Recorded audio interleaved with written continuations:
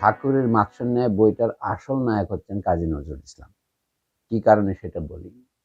আপনার মনে থাকতে পারে আহমদ ছফা যে বছর মারা গেলেন তার মৃত্যুর একদিন আগে আমার একটা লেখা ছাপা হয়েছিল আহমদ ছফার উপন্যাস সম্পর্কে। তো সেইখানে আমি বলেছিলাম মীর মোশাররফ হোসেন এবং কাজী নজরুল ইসলামকে বাদ দিলে সবচেয়ে উল্লেখযোগ্য স্মরণীয় বাঙালি মুসলমান লেখক হচ্ছেন আহমদ ছফা। আমি শুনেছি আহমদ ছফা এই লেখাটা পড়েছিলেন এবং তার চোখ দিয়ে অশ্রু গড়িয়ে পড়েছিল। তিনি বলেছিলেন তো এখন আমার দায়িত্ব বেড়ে গেল। আমার হয়েছে উল্টা প্রতিক্রিয়া। আমি বলছি আমার দায়িত্ব বেড়ে গেল। আহমদ ছফা সম্পর্কে 2010 সনে যখন আহমদ ছফার সঞ্জীবনী বইটা বের করলাম, তখন আমার মনে একটা গোপন চিন্তা প্রকাশ্য হলো যে আমাকে নজরুল ইসলাম সম্পর্কে একটা বই লিখতে হবে, এবং তখনও আমি ভেবেছি মীর মোশাররফ সম্পর্কে একটা বই লিখতে হবে। বই লিখতে হবে মানে তাদের সম্পর্কে আগে তো পড়তে হবে। তো নজরুল ইসলাম যেহেতু ব্যাপক বড় লেখক, তার সম্পর্কে আমাদের সমাজে এখনো পরিপূর্ণ মূল্যায়ন শুরু হয়নি। তার একটা প্রমাণ আমি বলি। নজরুল ইসলাম অবশ হয়ে গেছেন 1942 সন নাগাদ। তার উপরে প্রথম একটি ছোট বই তিন ফরমা প্রথম বের হয় 1949 নাগাদ। এটার লেখক কাজী আব্দুল ওদুদ। এটা অনেকেই জানেন, তবু আমি বললাম নজরুলের জীবিতকালে তার উপরে কোনো বই বের হয়নি। তখন আমার মনে এই সংকল্প দৃঢ় হলো নজরুল নিয়ে একটা বই লিখব। সেই বই লেখার জন্য এরপরে আহমদ ছফা সঞ্জীবনী বের হওয়ার পর আমার মনে হলো নজরুল ইসলাম বোধিনী নামে একটা বই বের করব। সেটার আপনার গোপন কথা মনে থাকতে পারে 2012 সনে আমরা প্রায় প্রস্তুতি সম্পন্ন করছিলাম।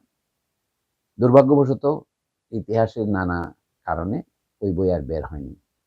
ঠাকুরের মাৎসন্যাকে সেই না বের হওয়া বইয়ের প্রথম অংশ বলা যেতে পারে। কেন বলা যেতে সেটাই বলি। এই বইতে আছে মূল প্রবন্ধ ছিল 3টা। একটা প্রবন্ধ আমি লিখেছিলাম 2011 সনে, ওই প্রকল্পের অধীনেই বলা যেতে পারে। এটা তখন নাম দিয়েছিলাম বাংলা সাহিত্যের রক্তের ব্যবসায়, এই নামে ছাপা হয়েছিল। পরবর্তীকালে এটা আমি এই প্রায় 10 বছর পরে একটু সংশোধন করেছি। শিরোনাম ছিল ভাষা বিষয় সমাজ রবীন্দ্রনাথের সাধনা। সেইটা লেখার পরে মনে হলো কি ছোট লেখাটা মোটামুটি বাংলায় বলা যায় নাতি দীর্ঘ। তো নাতি দীর্ঘ লেখা নিয়ে একটা বই করা যেমন যায় না, আবার নজরুলের সবগুলো লেখা নিয়ে বই করার মতো এখন সামাজিক পরিস্থিতি নেই। মানে কাগজের দাম বেড়ে গিয়েছে। তা আমরা সিদ্ধান্ত নিলাম খণ্ড খণ্ড করে নজরুল বিষয় রচনাগুলো বের করব। তাছাড়া আমি আগে জাতীয় সাহিত্য পর্যায়ে যে নানা প্রবন্ধ বই লিখেছি সেগুলোর একটা সিরিজ এটাকে করা যেতে পারে। সেই হিসাবে ওই ভাষা বিষয় সমাজ রবীন্দ্রনাথের সাধনা প্রবন্ধের সাথে আরো 2টি প্রবন্ধ জুড়ে দিলাম। একটা নাম হচ্ছে নজরুল ইসলাম ও আধুনিক বাংলা কবিতা, যেটা আমি 2018 সনের নভেম্বর মাসের দিকে, অক্টোবর নভেম্বর হবে, কলকাতায় একটা সম্মেলনে পড়েছিলাম। এটা ছাপা হয়েছে সেই অসমাপ্ত আকারেই। তারপরে নজরুল ইসলাম সম্পর্কে আরেকটা প্রবন্ধ লিখেছিলাম, কখন ঠিক মনে নেই। এটা নাম হলো জাতের নামে বজ্জাতি। তো 2011, 2015, 2018 এই 3 সময়ের প্রবন্ধ নিয়ে একটা বই করার জন্য একটা মুখবন্ধ লেখা শুরু করলাম। সেই মুখবন্ধের নাম হলো ঠাকুরের মাৎসন্যায়। এখন লোকের মনে হতে পারে রবীন্দ্রনাথের সাধনা, সেটার বিষয়বস্তু কিন্তু রবীন্দ্রনাথের সাথে নজরুল ইসলামের একটি প্রশ্ন নিয়ে বিতর্ক। বিতর্কের বিষয়টা ছিল বাংলা খুন শব্দের অর্থ কি। বাংলা সকলে জানেন খুন মানে হত্যা, কিন্তু খুন শব্দের অর্থ হত্যা দাঁড়ালো কি জন্য? কারণ খুন মানে আদি অর্থ হিন্দিতে হচ্ছে রক্ত।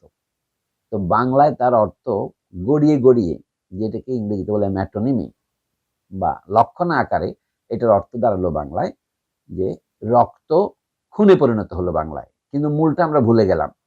তো রবীন্দ্রনাথ ঠাকুর বলছেন এই গড়িয়ে যাওয়া অর্থটা, খুন মানে হত্যা, এটা বাংলায় চলে, কিন্তু খুন আদিতে যে রক্ত ছিল হিন্দি উর্দুতে আছে, সেটা বাংলায় চলবে না। এটা চালানোটাকে তিনি সাম্প্রদায়িকতা বললেন ঘুরে ফিরে। কিন্তু তিনি বললেন জিনিসটা একটু রেখে ডেকে। নজরুল ইসলাম 10 দিন পরে একটা প্রতিবাদ করলেন। এটা 1927 সনের কথা। নজরুল ইসলামের বিরুদ্ধে নজরুল ইসলামের নাম না নিয়েই এই প্রবন্ধটা লেখা, এটা নজরুলের ধারণা হলো। সেই জন্যই তিনি বড়র প্রীতি বালির বাদ নামে একটি প্রবন্ধ লিখলেন। আমি ওইটারই পর্যালোচনা করেই এই প্রবন্ধটা লেখা শুরু করেছিলাম।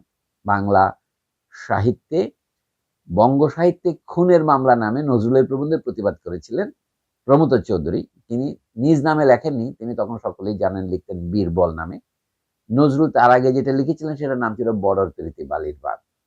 আর রবীন্দ্রনাথ যে বক্তৃতায় তাকে এই সমালোচনাটা করেছিলেন সেটা কবির অভিভাষণ এই নামে ছাপা হয় 1927 সনে। ওই সময় 1927, 28, 29 সনে রবীন্দ্রনাথ আরো বহু প্রবন্ধ লিখেছিলেন।